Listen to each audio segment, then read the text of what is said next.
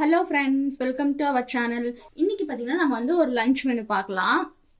First வந்து நம்ம சாம்பார் வைக்க போகிறோம். அதுக்கு பருப்பு நான் வேக வச்சுக்கிறேன் ஒரு பக்கம், இன்னொரு பக்கம் நான் முட்டை வேக வச்சுக்க போகிறேன். பருப்பு விசில் வரட்டும்.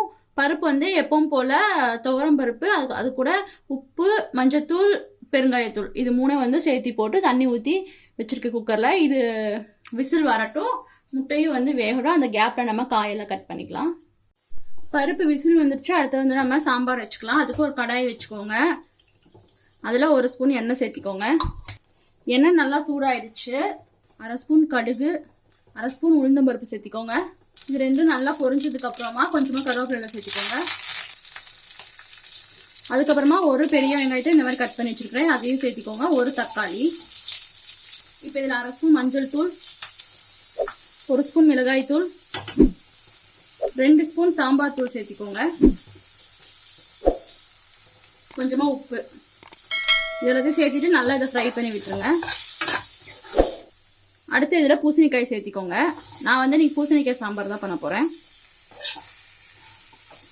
இதெல்லாத்தையும் சேர்த்து லைட்டாக வதக்கி விட்டுருங்க. அடுத்து இதில் கொஞ்சமாக தண்ணி சேர்த்திக்கோங்க, காய் நல்லா வேகிற அளவுக்கு.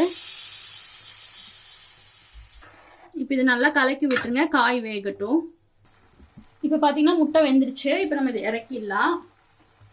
அடுத்து இதில் தக்காளி வேக போட்டுக்கலாம். இன்னைக்கு வந்து நம்ம தக்காளி ரசம் தான் பண்ண போகிறோம்.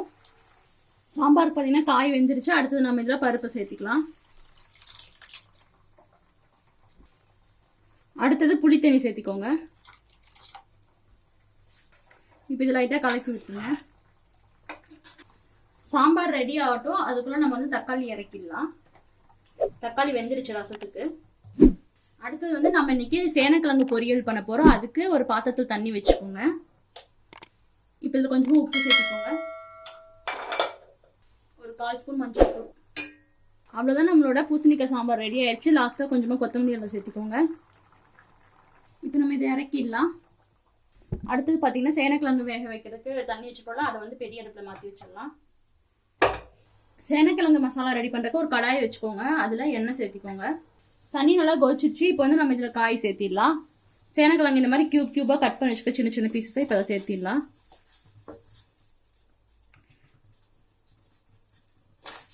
எண்ணெய் நல்லா காஞ்சதுக்கு அப்புறமா ஒரு துண்டு பட்டை, அதுக்கப்புறமா ஒரு 2-3 கிராம்பு சேர்த்திக்கோங்க. அடுத்து இதில் ஒரு ஸ்பூன் சோம்பு சேர்த்திக்கோங்க. இப்போ இது நல்லா பொரிஞ்சதுக்கு அப்புறமா ஒரு பெரிய வெங்காயத்தை இந்த மாதிரி பொடியாக கட் பண்ணி வச்சுருவோம். இப்போ நம்ம சேர்த்திடலாம். இப்போ இதில் தேவையான அளவு உப்பு, 1/4 ஸ்பூன் மஞ்சள் தூள், 1 ஸ்பூன் மிளகாய் தூள், 1 ஸ்பூன் மல்லித்தூள், 1 ஸ்பூன் கரம் மசாலா. அடுத்து வந்து இதை லைட்டாக ஃப்ரை பண்ணிக்கோங்க. இப்போ இதில் 2 பச்சை மிளகா, 1 ஸ்பூன் இஞ்சி பூண்டு பேஸ்ட்டு சேர்த்திக்கோங்க. கொஞ்சமாக தண்ணி சேர்த்திக்கோங்க. இப்போ இதை நல்லா ஃப்ரை பண்ணிக்கோங்க. இப்போ இதில் 2 தக்காளி கட் பண்ணி வச்சுக்கோங்க. இப்போ நம்ம சேர்த்திடலாம். தக்காளி சேர்த்துட்டு இது நல்லா ஃப்ரை பண்ணி விட்டுருங்க. இன்னும் கொஞ்சம் லைட்டாக தண்ணி சேர்த்துட்டு இதை நல்லா வதக்கி விட்டுருங்க. சேனைக்கிழங்கு பார்த்தீங்கன்னா வெந்துருச்சு. இப்போ நம்ம இதை இறக்கிடலாம். இந்த சைடு நம்ம சாப்பாட்டுக்கு குக்கர் வச்சுக்கலாம். அடுத்தது நம்ம ரசத்துக்கு கரைச்சிக்கலாம். அதுக்கு ஒரு மிக்ஸி ஜார் எடுத்துக்கோங்க. இப்போ இதில் ஒரு 4-5 பல்லு பூண்டு சேர்த்திக்கோங்க. கொஞ்சமாக கருவேப்பிலை இலை, 2 வரமிளகா, 1/2 ஸ்பூன் மிளகு, 1/2 ஸ்பூன் சீரகம், 1 ஸ்பூன் மல்லி. இப்போ இது வந்து லைட்டாக அரைச்சி எடுத்துக்கோங்க. இந்த மாதிரி லைட்டாக அரைச்சி எடுத்துக்கோங்க. அடுத்தது பார்த்தீங்கன்னா தக்காளி நம்ம வேக வச்சுருக்கிறோம்ல, இதை வந்து நல்லா மசிச்சுக்கலாம். கொஞ்சம் சூடாக இருக்குது, அதனால தான் நான் வந்து இந்த மாதிரி மேஷர் வச்சு மசிச்சுக்கிறேன். இல்லைனா நீங்கள் வந்து கையில் கூட மசிச்சுக்கலாம், ஆறி இருந்துச்சுன்னா. அடுத்தது பார்த்தீங்கன்னா நம்ம வந்து சேனக்கிழங்கா பொரிச்சு எடுத்துடலாம். ஒரு கடாயில் எண்ணெய் சேர்த்திக்கோங்க. அதுக்கப்புறம் இப்போ வந்து நம்ம இந்த சேனக்கிழங்கா பொரிச்சு எடுத்துடலாம். இப்போ பார்த்தீங்கன்னா சேனக்கிழங்கு நல்லா பொரிஞ்சிருச்சு. இப்போ வந்து இது தனியாக ஒரு பிளேட் எடுத்து வச்சிடலாம்.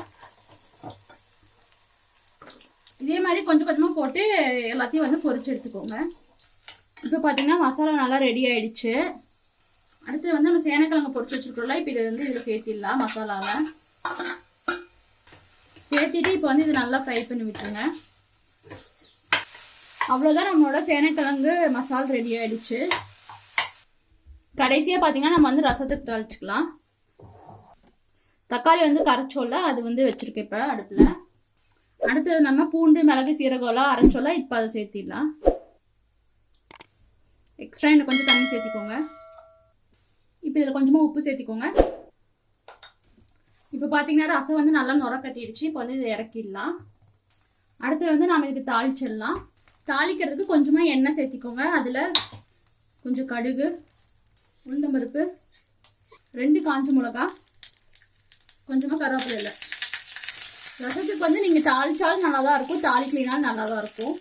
இப்போ வந்து நம்ம இந்த தாளிச்ச இதில் சேர்த்திடலாம். ரசத்தில் கடைசியாக கொஞ்சமாக கொத்தமல்லியில் சேர்த்திக்கோங்க. அவ்வளோதான், நம்மளோட தக்காளி ரசம் ரெடி ஆயிடுச்சு. நீங்களும் இதை ட்ரை பண்ணி பாருங்கள். அவ்வளோதான், நம்மளோட லஞ்ச் மெனு முடிஞ்சுது. சாதம், பூசணிக்காய் போட்ட சாம்பார், தக்காளி ரசம், சேனக்கிழங்கு மசாலா. இது பார்த்தீங்கன்னா உங்களுக்கு இந்த கல்யாண வீட்டெல்லாம் செய்வாங்களா அந்த மாதிரி இது சூப்பராக இருக்கும். நீங்களும் ட்ரை பண்ணி பாருங்கள். அதுக்கப்புறம் பார்த்தீங்கன்னா தயிர் வந்து நேற்றுக்கு ஊற்றி வச்சுருந்த பால், தயிர், முட்டை வேக வச்சு வச்சுருக்கேன். அதுக்கப்புறமா வெள்ளரிக்காய் கட் பண்ணி. இப்போ பார்த்தீங்கன்னா இங்கே வின்டர் ஸ்டார்ட் ஆக போதா, அதனால கொஞ்சம் குக்கும்பர்லாம் எடுத்துக்கிட்டோம்னா உடம்புக்கு ரொம்ப நல்லது. இனி வந்து ரெகுலராக குக்கும்பர் சாப்பிடணும்.